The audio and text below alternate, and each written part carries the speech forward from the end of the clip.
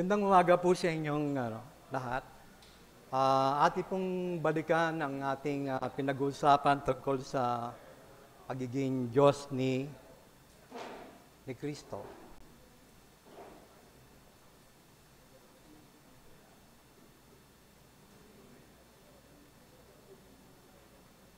Ating pong nakita, highlights lang po ito nung pinag-usapan natin nung nakaraang linggo na sabi nga nung manunulat na napaka-importante na makilala natin ang Panginoong Hesus na kasama ang ating isipan, ang ating puso at ang ating kalooban. Pangalawa, mahalaga po na tinalakay din natin kung anong ibig sabihin ng definisyon ng pagiging Diyos. Kasi po, kung gusto nating malaman ang isang bagay, importante po na malinaw kung yung pinagkukunan natin ng kaalaman ay nakabatay sa Biblia o hindi. Nakita din po natin na sino ba itong nagkiklaim o nagsasabi na sila'y may katangian ng pagiging Diyos. Ito po yung nakabatay sa tamang definition. Makikita po natin may tatlong simpleng pananaw. Yung iba po, ang paniniwala nila, nagiging Diyos ka kapag nasa politika ka dahil ang katangian ng isang politician ay meron kang kapangyarihan. So, ibig sabihin, yung kapangyarihan nakakabit dun sa pagiging Diyos. Pangalawa, makikita po natin yung technology. Sawang-sawa na po tayo sa nakikita natin sa Google na parati ang pinag-uusapan, AI. Pero karamihan ng mga researcher o nananaliksik, ikinakabit po nila ang pagiging Diyos sa AI. Kasi yung hindi nagagawa po ng tao, kayang gawin ng AI o sobra pa sa tao. Na parang ang tingin nila dun sa AI, parang isa siyang divinity.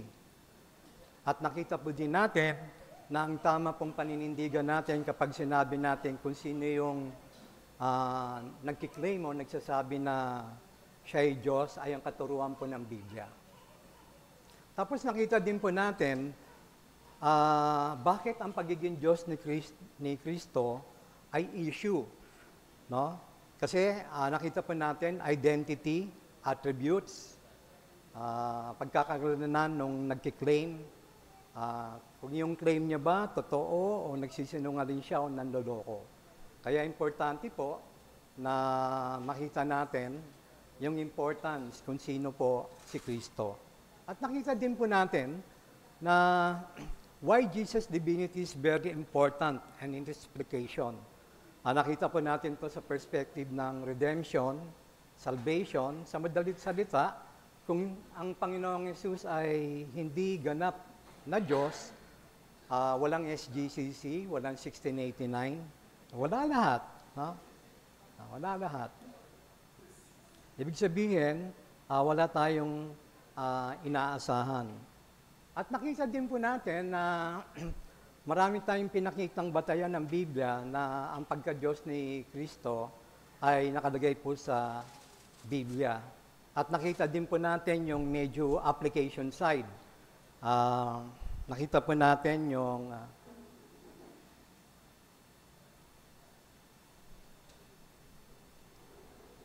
ito pong principle na to na minsan may nararanasan tayo sa ating pamumuhay bilang mananampalataya, lalo na yung mga hindi mananampalataya na hindi nila alam kung paano tawagin yung nararanasan nila. Naranasan ko yan pero hindi ko lang alam ang pangalan. Kung natatandaan nyo po, si Abraham, nung ang sabi sa kanya ng Diyos, dalhin mo ang iyong anak at isakripisyo mo, dumating sa punto na nagtanong po yung anak niya, nasaan yung sakripisyo? So, nagtataka po ngayon si, yung anak ni Abraham, nasaan yung lamb? Pero, naniwala po si Abraham na ibibigay ng Diyos yung sacrificial lamb. Pero hindi po alam na yung karanasan ni Abraham nung oras na yon, ang tawag pala doon, Jehovah Jireh. God will provide. So, ganoon din po tayo. Meron tayong mga nararanasan, hindi natin siya mabigyan ng pangalan. At nakita din po natin na ito pong katangian ng pagiging Diyos ay hindi ng pangalan ng theology, kagaya ngayon, nakikita natin yung mga termino, pero meron po siyang muka. Meron po siyang istorya, meron po siyang karanasan na nakapaloob dun sa mga katangian ng Diyos. At yun po yung gusto ko pong bigyan ng diin. Ang sabi po ni C.S. Lewis,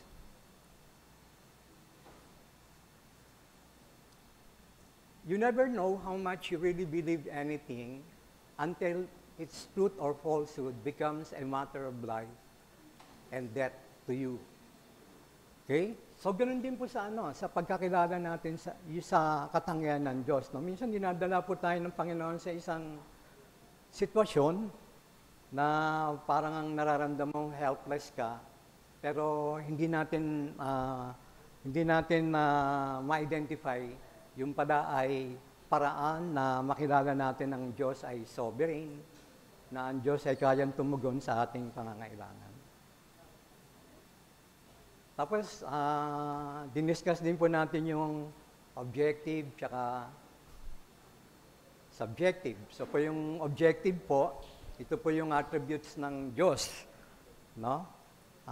Huminto lang nga tayo doon sa Divine Son, pero ang konsepto, kapag sinabi po nating objective, ito po yung mga katotohanan na pinaniniwalaan na natin na nakalagay sa Biblia. Okay, isang example ng objective truth,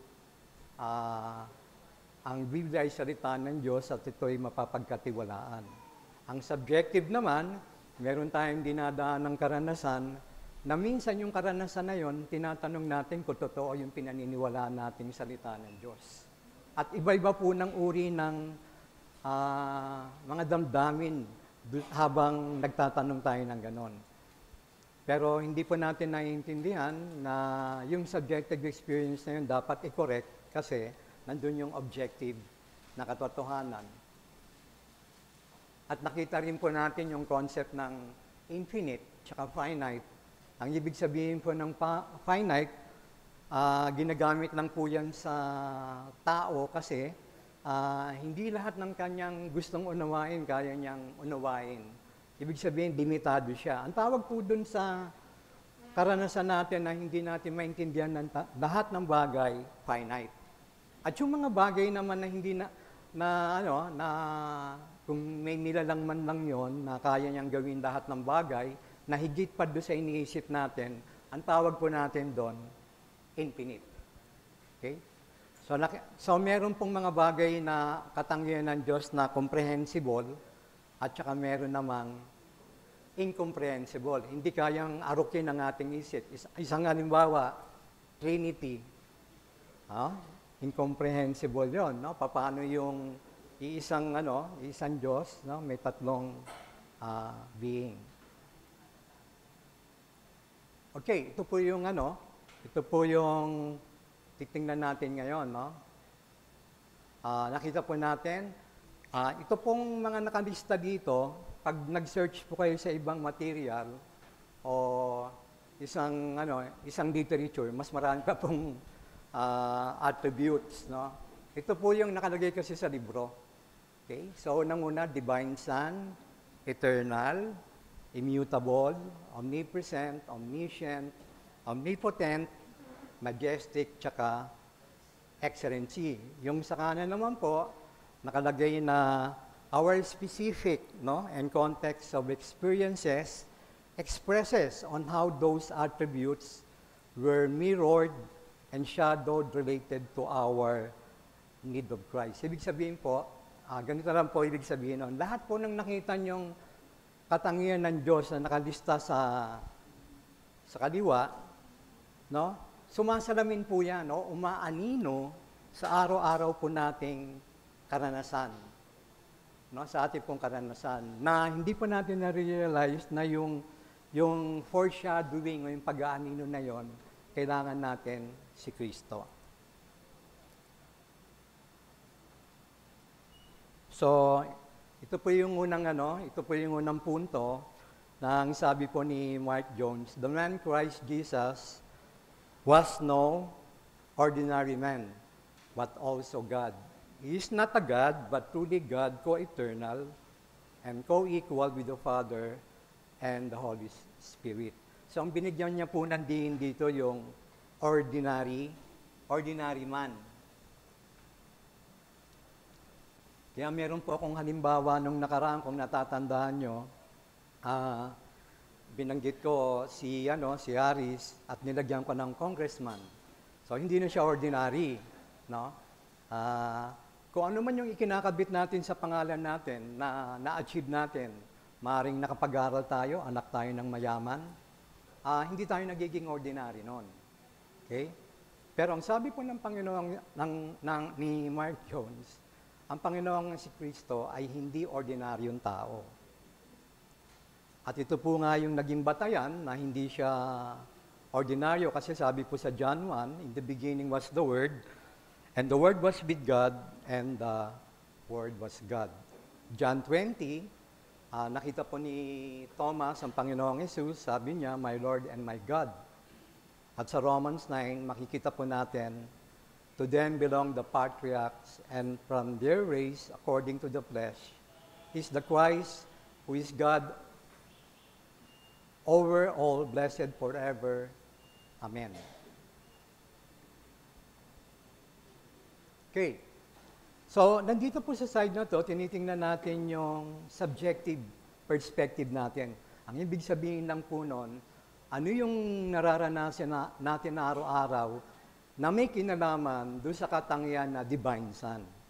Kadalasan, ito po yung mga experience natin, usually expressed in we don't want to be treated as only ordinary person. Nararanasan niyo po ba yun na dapat hindi kayo minamaliit o dapat nire-respect kayo, may dignity tayo, no? Maski sa ang lugar o, sa opisina, sa trabaho, kailangan natin ng ganon. Pangalawa, we want to be respected beyond being ordinary as part of our work and identity. Pangatlo, we expect treatment of entertainment as part of being part of a powerful family or influential people. Di ba ho, kapag nakadikit tayo sa isang ma-influensyang pamilya, big time, no? Ang nadidinig natin doon sa kasamahan natin, big time ka, no? Ang galing. Ikaw naman, nararamdaman mo kasing associated ka doon, nakakabit ka doon, ibang ang feeling mo. At makikita rin po natin, pakiramdam ko parang walang halaga dahil ordinary person lang ako. Ang tingin ng ibang tao sa akin ay walang halaga kaya hindi ako napapansin. Tanong, kung meron po tayong ganitong uri ng karanasan, kilala po ba natin sino si Kristo sa karanasang ito? Okay. Natatandaan niyo po yung tinanong ni Panginoong Jesus si Pedro. I-apply po natin yung tanong ng Panginoong Jesus sa perspektibo ng kanyang katangian. Unang-una, sa Ingles, sabi po doon, who do you say I am? Tanong ni Kristo kay Pedro. Okay, inulit ko lang po, dahil sumagot na si Pedro, who do you say I am? Sabi po ni Pedro, Son of the living God. Tapos po, medyo pinaraphrase ko, how do you say I am? O who do you say I am? Nakalagay po doon, parenthesis, yung attributes or context ng attribute. So, ibig sabihin, kay Pedro, nasa level ng Son of the living God. Pero pag nasa atin na, ano yung mga katangian? Sino ako sa iyo? So sa Tagalog, sino ako sa iyo? Palitan nyo, ilagay nyo po yung pangalan ninyo. Halimbawa, Mrs. ko, sino ako sa iyo? Lily. Okay? Sino ako sa iyo? Brother Ariel. Diba? Or sino ako sa iyo? Christian. So ganun po yung tanong niya, ng Panginoong Hesus sa atin. Sino ako bilang sa aking mga katangian sa iyong mga problema ngayon at iba-ibang hinaing mo? Okay, application po nung objective truth. yung katangian ng Divine Son. Tanong, um, in what ways we want to go beyond being an ordinary person? How do we want to be treated with respect and self-entitlement as part of going beyond ordinary? What do you feel? What do you feel if you know you are God's children? And because of this, we are confidently also to call God our Father. Nadala ko yung prayer meeting kahapon. Yung Biyernes, may shinare si Brother Dennis, yung adoption. No? Yung anong karapatan mo para tawagin mo akong ama? No? Pinakita po ni Brother Dennis doon, shinare niya, na dahil kay Kristo, no, na ang tinatawag niya ay ama, natatawag na rin natin ng ama. Aba, Father, dahil kasi doon sa relasyon natin sa Panginoong Jesus. Yun po yung actually yung shinare niya po, yun yung isang katangian na sinasabi tungkol sa Divine Son. Okay? So in Christ, we became God's children. So pag may nararamdaman po tayong gano'n, tingnan po natin yung attribute. Sino si Kristo? Siya po ay anak ng Diyos. Siya ay Divine Son.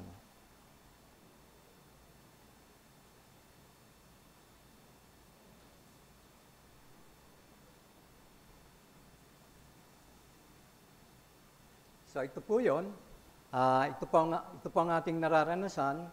Iba't ibang uri ng karanasan natin sumasalamin at anino na may kaugnayan sa Divine Son attributes sa ating buhay. So ang tanong po, sino ako sa iyo? Ulitin natin. Sino ako sa iyo bilang ako na may katangian na Divine Son?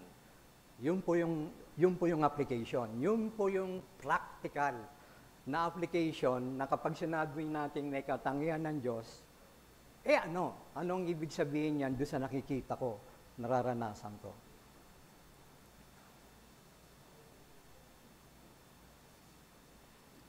Ang susunod po natin titingnan yung eternal. No? Yung eternal po, obviously karamihan yan, alam na nila yan eh. Tingnan na rin natin kung ano paano dinescribe ni Mark Jones yung eternal. Sabi po ni Mark Jones, kapag sinabi mong eternity, wala siyang simula at wala siyang katapusan. At sinasabi niya rin po, the absence of beginning, end, and temporal succession in God. So, ibig sabihin, yung time na naiintindihan, anong oras na, saan nagsimula, saan nagtapos, sa Diyos po, pag sinabi mong eternal, para bang hindi siya applicable. God's duration is endless as His essence is boundless. For Him, there is no past or future, but only a simple present, in which He sees all things, past, present, and future, at once. Napansin ko yung at once, parang hirap tumingin nung nakaraan, kasalukuyan at panginarap na titingnan mo ng sabay-sabay yun. Samantalang yung past nangyari muna bago mo siya makita. At yung kasalukuyan bago mo siya makita, dapat buhay ka. At yung future, hindi mo pa nakikita yun, inaabangan mo pa lang. Pero sa Diyos po, hindi siya ganon. Nakikita niya po ng sabay-sabay. Yun po yung ibig sabihin ng katangian ng eternal. At makikita po rin natin dito, He receives nothing as an addition to what He was before. He does not ever become something He was not before. Ibig sabihin, perfect siya. No? Yung tipo bang kapag nag-aayos ka ng bahay, tapos nung nakita mo na, tapos sasabihin mo, ay, nakalimutan ko, dapat pala may idagdag. Dapat pala may ibawas.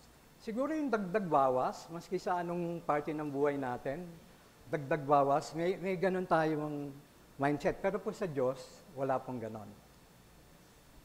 Okay, makikita po natin dito sa verse na to, na Genesis 21, sabi po dito, Abraham planted a tamarisk tree in Beersheba and called there on the name of the Lord, the everlasting God.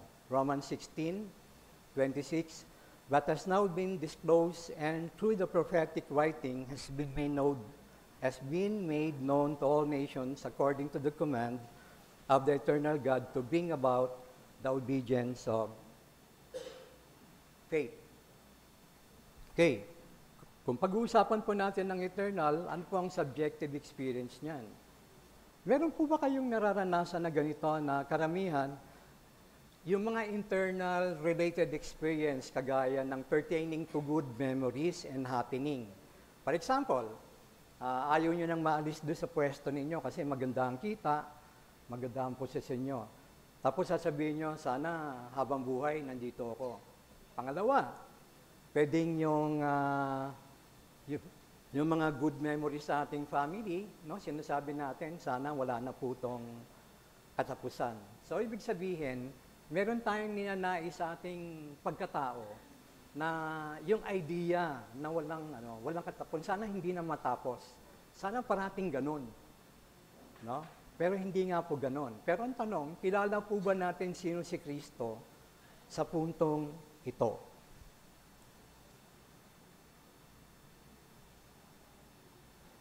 Kung titinan po natin yung application ng katangian ng eternal, siguro ang tanong po, what are those things that we falsely hold on as to something real, eternal, and never-ending?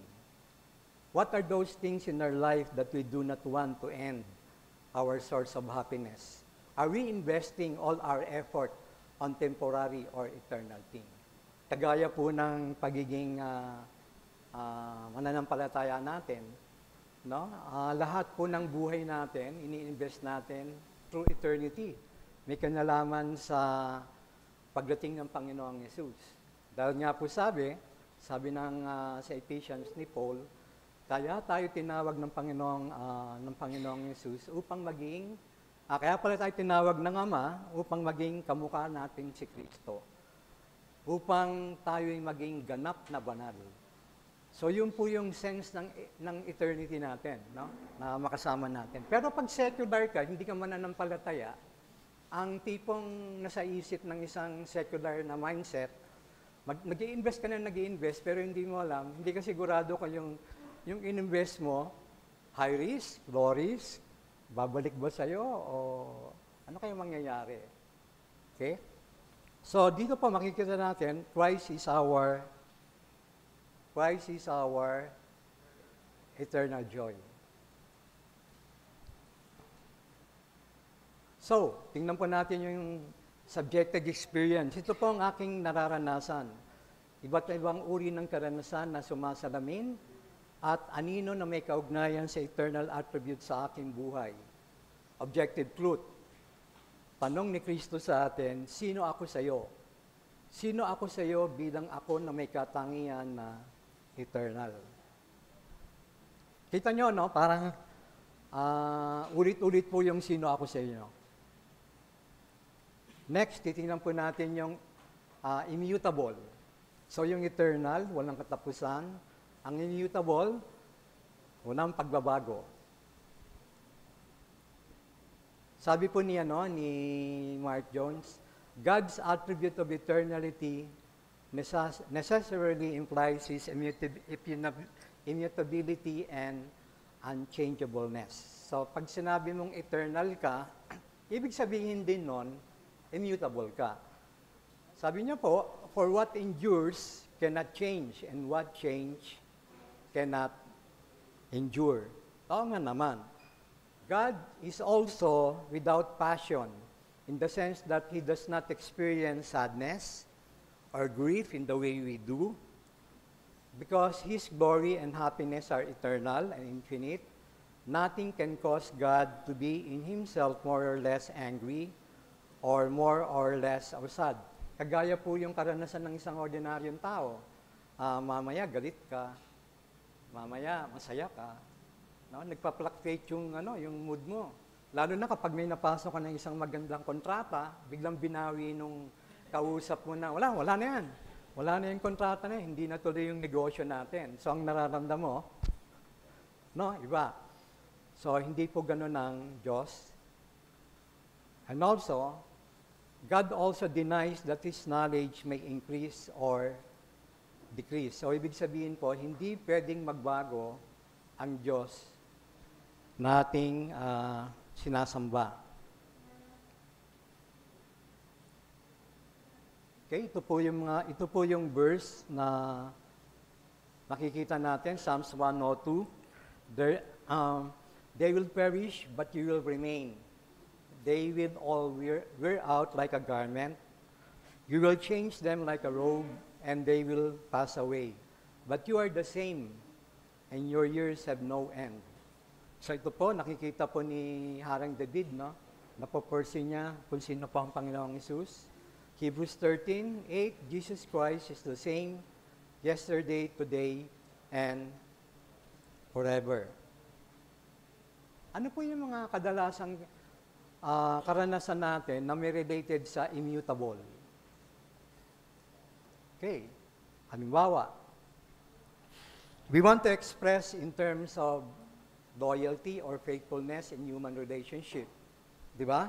Kapag meron po tayong kausap, o meron po tayong minamahal, o wag mo akong iiwan, wag mo akong lolokohin, tapat tayo hanggang katapusan ng ating buhay. Sabihin, yun po yung paraan ng pag-express natin ng immutable. We don't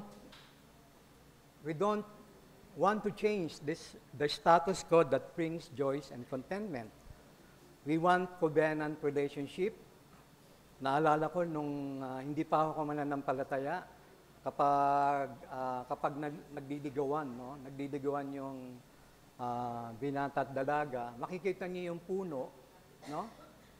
Ginuguhitan ng parang pusong ganon. Tapos merong araw na ganon. Tapos yun yung parang usapan nila, walang iwanan, no? Minsan yung iba tinatato, no? Para maalala mo ako na hindi mo ako makakalimutan. Eh ano ngayon? Ha? Wala ng puno. Eh ngayon, siguro, na lang, MU, no? MU na lang yung pagiging immutable nila. Ano pa? We don't want changes, and at the same time, we want also eternal. We struggle to be firm, unchanging, and eternal. So ang tanong po, ulitin lang natin, rhetorical, kilala po ba natin sino si Kristo sa puntong ito? Yung pagiging immutable po ng Panginoon Jesus. Application ng objective ng katotohanan. How do we respond when unacceptable changes happen? Hindi natin matanggap yung pagbabago na yon. Paano po tayo nagre-respond? Galit? Masaya? Naghihintay? What are those things that you do not want to be changed? Ano yung mga bagay na ayaw niyong magbago? And what are those things that change our trust in Jesus? So, kung titingnan po natin, Christ is the same yesterday, and today, and forever. Okay? So, subjective experience po natin, iba't ibang uri ng karanasan na sumasalamin at anino na may kaugnayan sa immutable attributes sa ating buhay. Objective truth, tanong ni Jesus sa atin, sino ako sa iyo? Sino ako sa iyo bilang ako na may katangian na hindi nagbabago o immutable? Punta po tayo sa next, omnipresent. So, nag-research po ako ng konti. Kasi yung omni, no? Yung attributes na intindihan ko, pero yung salitang omni, hindi. No? Ikinakabit yung attributes do sa omni. Kaya lang natakaw, bakit hindi omni divine son? Bakit hindi omni eternal? Anyway, ang sabi po doon sa research ko, pag sinabi niyo pong God's Lordship, ang kadalasang way para maging accurate ka sa pagdi-describe omni-attributes. Yung pong salitang Lord, sa Scripture, ginagamit po ito ng 7,000 times para ibigay sa kanyang pangalan. The theological term sovereignty is equivalent to lordship. Meron po akong nakita yung ginagamit po ng theologian na simplicity of God. Ang unang nakita ko dito si Kevin Diang ba yan? Kevin, Kevin Diang, meron ho kasi siyang meron siyang video na per attributes pinapaliwanag niya. So, yung simplicity of God po, isa itong kasangkapan, isang konsepto o prinsipyo na ginagamit sa theology para i-describe po ang katangian ng Diyos. Pero, ang simplicity of God po, ibig sabihin, hindi mo pwedeng paghihiwalayin yung katangian niya. Okay? His attributes are not separable parts of Him. Rather, they are ways of characterizing God as a whole, ways of describing His nature. Halimbawa, natatandaan niyo po yung fruit of the Holy Spirit? Kasi di ba pag tinitingnan natin, ang kadalasang observation natin, bakit hindi plural yung fruits? Kasi marami siyang binanggit sa bakit fruit lang? So, ang tamang intindi doon, hindi pwedeng yung isang fruit, yun lang ang meron ka at yung iba wala. So, sabay-sabay na nasa iyo yun. Kapag ginamit nyo po yung concept na yon sa omni attribute, sa katangian ng Diyos, ang ibig sabihin nun, hindi mo pwedeng sabihin na eternal lang ang pwede kong dapat kilalanin sa Diyos, pero yung immutable niya, hindi. O pwede rin na ang Diyos, immutable lang. Yung ibang katangian niya, hiwala-hiwalay yun at hindi siya buong pagka-Diyos niya. So ang tawag po nun, simplicity of God. No? Ang tingin natin sa iba-ibang katangian, yung nakita nyo, omnipotent, yung mga listahan, ang tingin mo doon dapat, simplicity of God. Okay? Okay, omnipresent.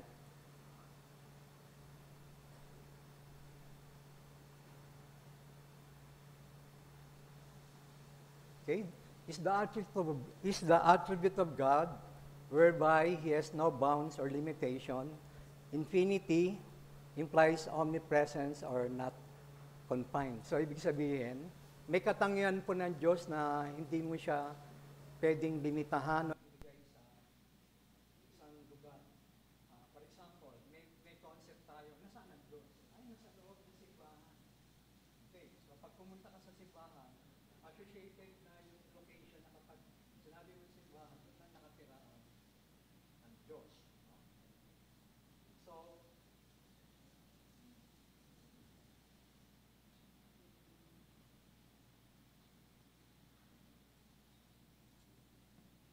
sinama ko po ito dahil alam ko may magbabato ng tanong. Kung ang Panginoong Isus kasi, omnipresent siya, maski sa ang lugar, nandun siya at the same time. Paano mangyayari yan? Nasa katawan tao siya. So, nag-research ako ulit. Ito po yung paliwanag. Kapag sinabi po natin na may katangiang si Kristo na omnipresent, pumapasok po dito yung concept ng Trinity. This means He is present everywhere at all times, though He is not physically in every place. Pangalawa, the Trinity concept, which includes God the Father, God the Son, and God the Holy Spirit, holds to all three, are equally omnipresent, omnipotent, and omniscient. In His human nature, Jesus was limited to one place at a time during His earthly ministry, but His divine nature, He was omnipresent. The presence of the Holy Spirit also, part of the Trinity, extends Jesus' presence to all places through His people. So kung wala pala yung concept ng Trinity, hindi mo siya maipapaliwanag kung paano na may katangian ng Panginoong Yesus na pwede siyang mag-exist sa anumang sabay-sabay na lugar. Kaya po naging posible yon dahil nga po dun sa katuruan ng Biblia sa Trinity. Okay. So makikita po natin dito yung biblical basis ng omnipresent, Jeremiah 23:24, ang sabi po ron, can a man hide himself in secret places so that I cannot see him, declares the Lord. Do I not fill heaven and earth, declares the Lord. John 4, God is a spirit, and those who worship Him must worship in spirit and truth. Kasi po, ang kausap niya yata dito yung Samaritan woman. At ang sagot ng Samaritan woman, kung sasamba ho kami, dito lang sa lugar na to. At hindi doon sa ibang lugar. Ang sagot ng Panginoon, God is a spirit. So, ibig sabihin, implied na yung sinasabi niya, everywhere. He is before all things, and in Him, all things hold together. Colossians 1:17. Okay, ano po yung mga experiences natin regarding omnipresent? Naalala ko yung may binanggit si Pastor George na hinahanap niya ng anak niya kung nasaan na si Mike. Nasaan ka na? Diba? Tinatrack natin. Actually, yung pagtatrack ngayon, parang omnipresent. Now, gusto mo malaman, anything na gusto mo malaman kung nasaan ang isang bagay, omnipresent po yon. Kaya nang hindi natin tinatawag na omnipresent. Ang AI technology, yung concept ng omnipresent, makikita nyo kasi in real time, alam niya kung nasaan ka at ano ang ginagawa mo. So, we wanted to be recognized and have influence. We want to hide our weaknesses and failure. Lalo na po yan, no? Minsan, pag may kahinaan tayo, tinatago natin yan para hindi malaman ng iba o pagchismisan ng iba kung ano yung mga kahinaan ko. Also, we want always to be remembered by people as a way of being present to them. Gusto mo, may legacy ka, no? Parating naaalala ka. Maski, anong legacy ng lolo mo? Anong legacy? Ibig sabihin, kagaya ni Jose Rizal, may legacy siya na hanggang ngayon, daman-daman natin yung presensya natin, yung presensya niya, kapag ang pinag-uusapan natin, pagmamahal sa bayan. We are forsaken by someone in times of need or suffering. Tanong, kilala po ba natin sino si Kristo sa puntong ito? No, yung pagiging omnipresent niya po. Okay? So, in what ways you want to be present in everybody's radar? No? Very effective po ito sa Facebook. Dito ako, sa nakikita ng lahat. Everywhere, feeling mo omnipresent, no? What are those things that you want to hide? Wala po tayong maitatago sa Panginoon, no? Christ is with us always until the end of the age, no?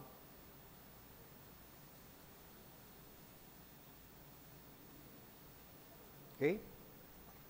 So tingnan po natin yung subjective side. Iba't ibang uri ng karanasan na sumasalamin at anino na may kaugnayan sa omnipresent attribute sa aking buhay. Tanong po ulit ng Panginoong Yesus sa atin, sino ako sa iyo? Sino ako sa iyo bilang ako na may katangian na omnipresent?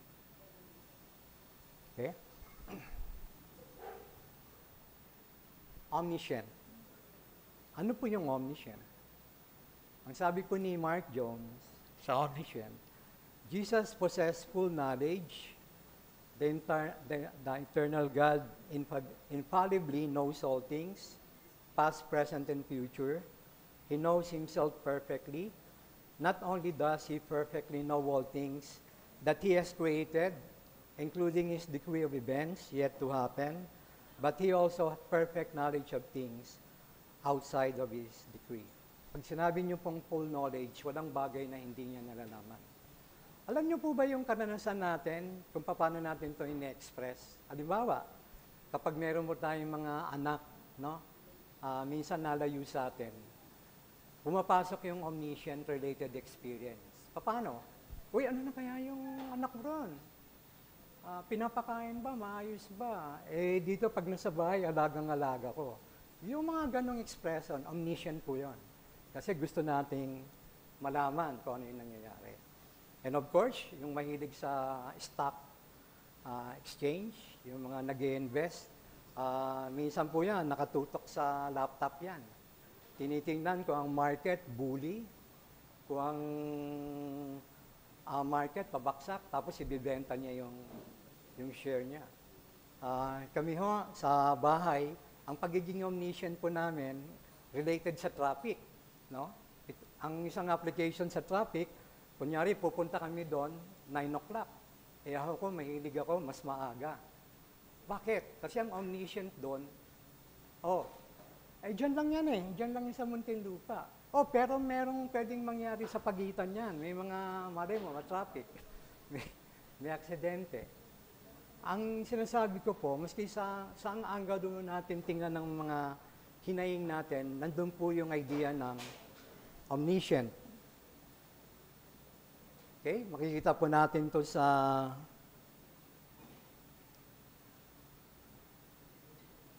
Psalms 147 verse 5, Great is our Lord and abundant in power. His understanding is beyond measure. Do you know the balancing of the clouds, the wondrous work of Him who is perfect in knowledge? Job 37 verse 16.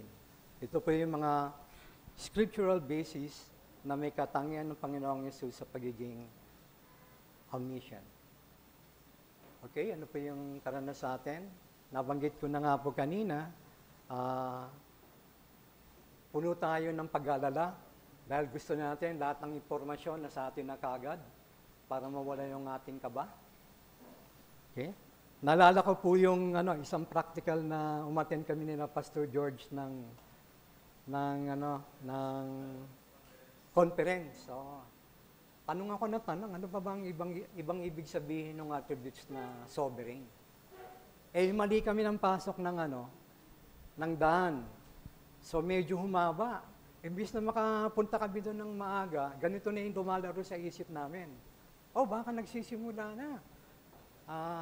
Si Genesis naman, baka wala na tayong maparadahan. Tapos, ang daming traffic. Ang topic namin noon, sovereignty. Pagdating namin doon, na-validate namin yung ibig sabihin ng validity. Dahil kasi, pagpunta namin eksakto, may umalis. Nakaparada si Genesis. At tapos, magsisimula pa lang yung conference. Sample ko lang po yon. Kung paano po na-apply practically ang katangian ng Diyos. Okay, we do not know what will happen in the future or at any given time concerning us. We do not know what to do in times of great trouble and suffering. So kung titingnan po natin,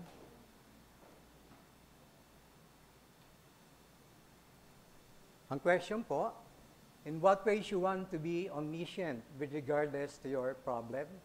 What is your priority to be in full knowledge in relation to your problem or in relation to Jesus Christ? So, Christ is the power of God and the wisdom of God. So, ulitin po natin, paulit-ulit, parang sirang plaka. So, ang tanong, objective truth, tanong ni Jesus sa atin, sino ako sa iyo? Sino ako sa iyo bilang ako na may katangian na omniscient, na alam ko lahat ng bagay. Omnipotent, no? Titingnan po natin yung omnipotent. Ang sabi po ni Mark Jones, God's power has no limit. God has an absolute power and ordinate power. Ito lang po, binigyan ko ng bold line yung absolute at saka ordained kasi may sinasabi siya sa absolute at saka ordained. God's absolute power is a necessary power because it belongs to His essence. But His ordained power is free since it is an act of His will. Sample po ng naging batayan niya, nung ibig sabihin ng absolute power at ordained power, ito pong verse na to. So makikita po natin dito, context, tinutok ang Panginoong Yesus. Tapos, ang sagot ng Panginoong Yesus sa verse 53, Matthew 26, Do you think that I cannot appeal to my Father, and He will at once send me more than 12 legions of angels?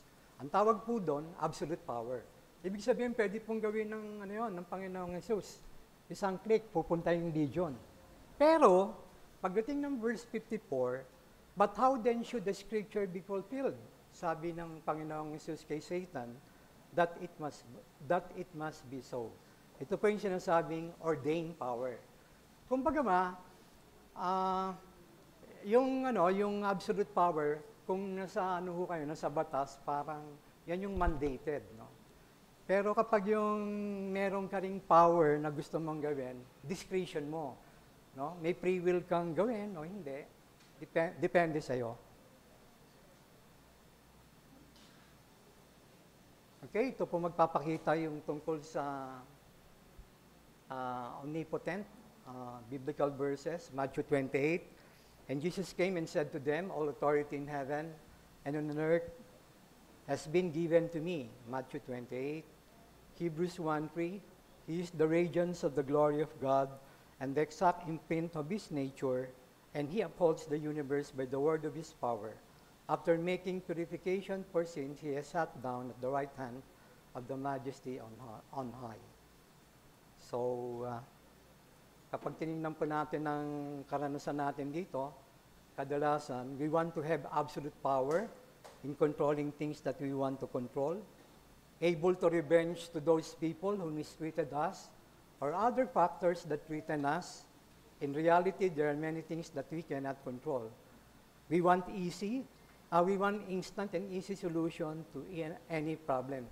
Kadalasan po, ganyan yung attitude natin kapag nagkakaroon tayo ng problema. Gusto natin full control lahat. No? Pero hindi natin makontrol. Kaya ang question po, kilala po ba natin sino si Kristo sa puntong ito? So, application.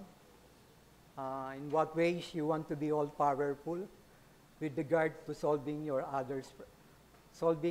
and other problems? What are those things or situations that make us feel that we are so powerless?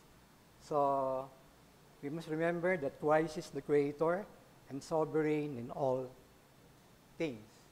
Ganun na naman po, sino sa atin ang Panginoong si Kristo?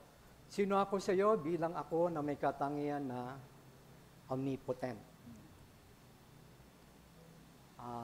And thus, majestic,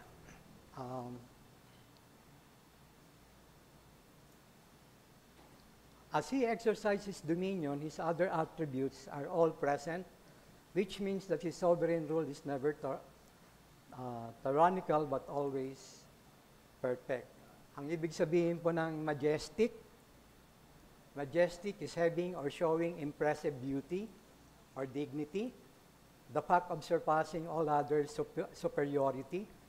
These attributes necessitate God's control over all things. So, ibig sabihin dito, lahat ng katangian ng Diyos na pag pinagsama-sama lahat sila, ang tawag mo doon, majestic. No? Napakaganda ng lahat ng may katangian siya. And the idea of majestic is like a beauty contest. No? Kapag nakita mo yung candidate, ang galing naman talagang pang Miss Universe siya. So, parang sinasabi mo, majestic, perfect. No? O kung gumagawa ka ng isang bagay, at napahanga yung iba, yung galing, majestic. And makikita po natin to,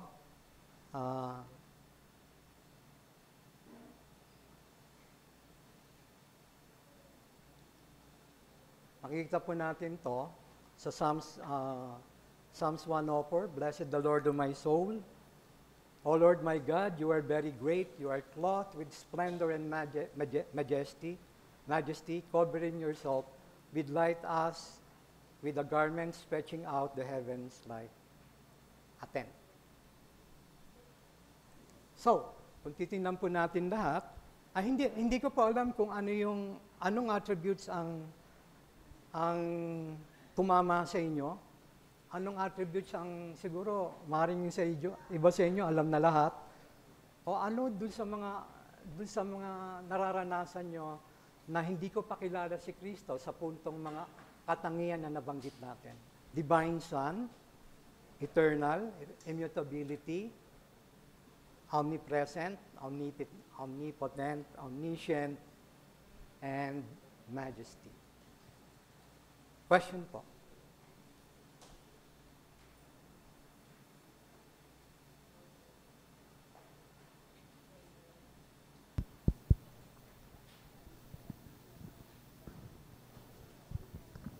Okay.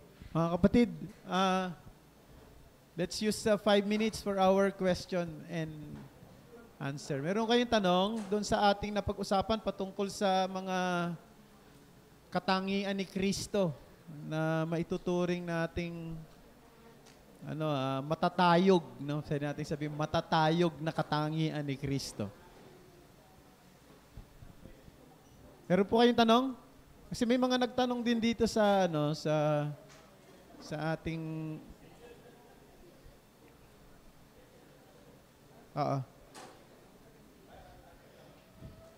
ito tanong. Medyo mahihirap itong tanong na to, Kuya Manny. Ano daw yung pagkapareho lang ba daw yung omnipresence sa immanence? Ano yung sabihin ng immanence? Yan ang tanong. Kasi, at totoo, hindi siya pareho. Ano daw ibig sabihin ng immanence, sabi ni Kuya Manny? Yung immanence kasi po, yun yung kabaliktaran ng transcendence. Pag sinabi natin ang Diyos ay transcendence, mataas, nasa taas siya, matayog siya. Pag sinabing immanence, bumaba siya. Yun ang sigurong tanong. Kasi pag sinabing immanence, nag-dwell. Yung mataas, bumaba. Yung matayog, nagpakababa, nanahan. Pag sinabi natin ganun, yun ang ibig sabihin ng immanence. No? So, meron bang relasyon yung pagiging omnipresent ng Diyos sa pagiging immanent niya, yung pagbaba niya? May kaugnayan po lahat yun. Di ba, sa theology nga po, may sinasabing simplicity of God. Hindi natin pwedeng tingnan na lahat ng katangian ng Diyos hiwa-hiwalay. Pangalawa,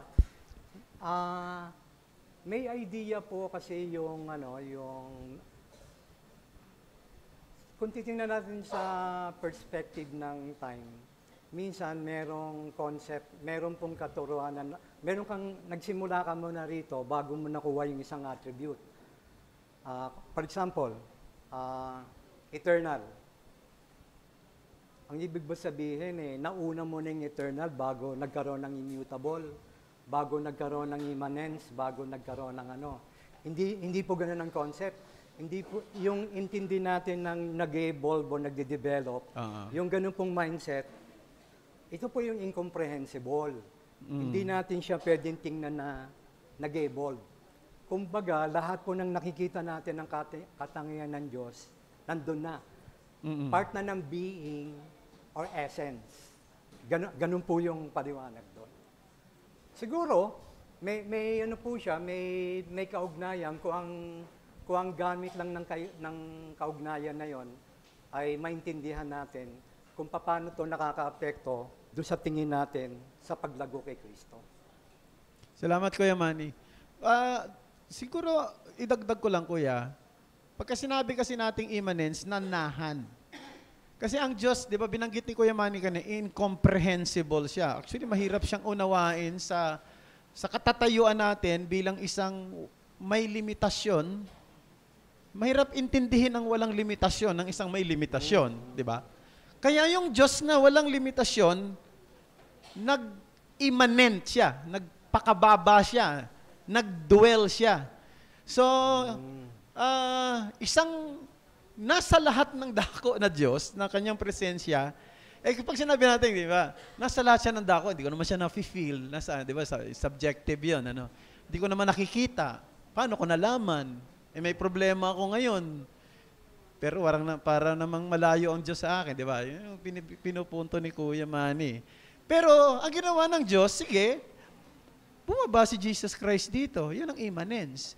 So that we can see and feel who God really is in human form. No, who God really is in His attributes, in His incomprehensible attributes, na makita natin siya. So, tama yun, sabi ni Kuya, yung attribute ng Panginoon, nasa Kanya na lahat yun nung una pa. Walang nangyaring evolution. Meron pang tanong dito, no? Medyo mahirap din itong tanong na to, Kuya. Sa bagay kasi, ang topic mo, divinity. Sabi rito, sinabi kasi binanggit doon daw sa verse kanina na Matthew 28, di ba? All authority has been given to me. No? Ang lahat daw ng otoridad ay ibinigay na sa akin ng Diyos, ng Ama. Ang ibig bang sabihin nito, wala siyang otoridad daw noong matapos noong oras na yon. Ibig sabihin, in the past, wala ba yung otoridad na yon sa kanya? Ngayon lang ba naibigay yon? Yan. Medyo mahirap yung tanong na yun, ha? Medyo nag-isip din ako ng konti. Baka meron kang gustong isagot doon, kuya. Ako ang pagkakaintindi ko po, nung nag-aaral ako ng Reform Theology, na-appreciate ko po yung covenant redemptive plan. Kasi ang konsepto noon, may tatlong being na nagplano kung paano magkakaroon ng kaligtasan. Yes. Nandun po ang Diyos, ang Panginoong Kristo at saka banal na Espiritu. So pag tinignan mo sa perspective doon, ano yun? Co-equal. Co-equal siya. At may paliwanag po doon, kagaya doon sa, yung kapag nasa earth siya, may tanong doon si Alan, no? Ano ba yung tanong ni Alan? Nung siya ay, may sinabi si Jesus na hindi niya alam kung kailan daw darating yung second coming. Hindi niya alam, na parang kamuka nung tanong na yun. Actually, ayoko pong i-preempt kasi diyan papasok yung hypostatic union. Union. Doon po yun. Kasi sa hypostatic union po, kasi po may dalawang paniniwala. Sabi nila, si Jesus Christ, tao lang, hindi siya Diyos. Yung isa namang paniniwala, Diyos siya, pero hindi tao. Yung dalawang pananaw po na yun, may problema. Maraming problema, masalimutan problema nun. Ngayon, meron pong, kaya pumasok yung hypostatic union, yung kahinaan ng isa at yung kahinaan ng isa. Ang sinasabi po ng hypostatic union, meron siyang dalawang nature na fully God at saka fully man. So yung mga ganong klaseng tanong, babaksak siya doon sa kategorya ng hypostatic union. Yun po yung Christ humanity, yun po yung i-discuss ko lastly next Sunday. Okay. Siguro, I mean, it just come to my mind ko yan. No? Siguro this would be the last kasi we have no time. Doon sa mahirap na tanong na yon, na nung sinabi ni Jesus na all authority has been given to me by the Father, by God. Tapos ibig bang sabihin, ngayon ibinigay na sa Kanya. Kasi sa Matthew 28 yun eh. Noon ba wala yun, yung authority na yun? I believe ando na yung authority na yun bilang part ng Trinity. No? Bilang part ng Trinity. Pero, ang pagkakaiba, nung oras na yun, si Jesus ay naging God-man. Hindi pa siya man noon. Naintindihan niyo yun, mga kapatid? No, part siya ng Trinity, so yung authority nandun na kasi bahagi siya ng creation. He is also the one who created the universe. Kasama siya rin eh. In the beginning, God created heaven and earth. John chapter 1, verse 1, in the beginning was the Word, and the Word was with God, and the Word was God. And then sabi doon, ang lahat ng nilikha ay dahil sa Kanya. So nandun na, may authority na siya. Ang pagkakaiba lang, wala pa yung pagiging God-man. Hindi pa siya man. Incarnation. Wala pa yung incarnation. So nung si Jesus Christ naging tao, may naikabit sa kanyang being na wala noon. Na ngayon ay ibibigay sa isang tulad niya. Na wala sa sino mang tao.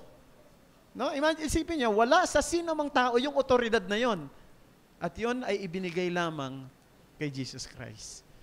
So, yun lang po ang sagot ko dyan. At palagay ko, time na rin para tayo ay mag-break. At we'll continue to listen sa discussion kay Kuya Manny next time. Patungkol, humanity na ba tayo? Humanity. Patungkol sa humanity ni Christ. Thank you.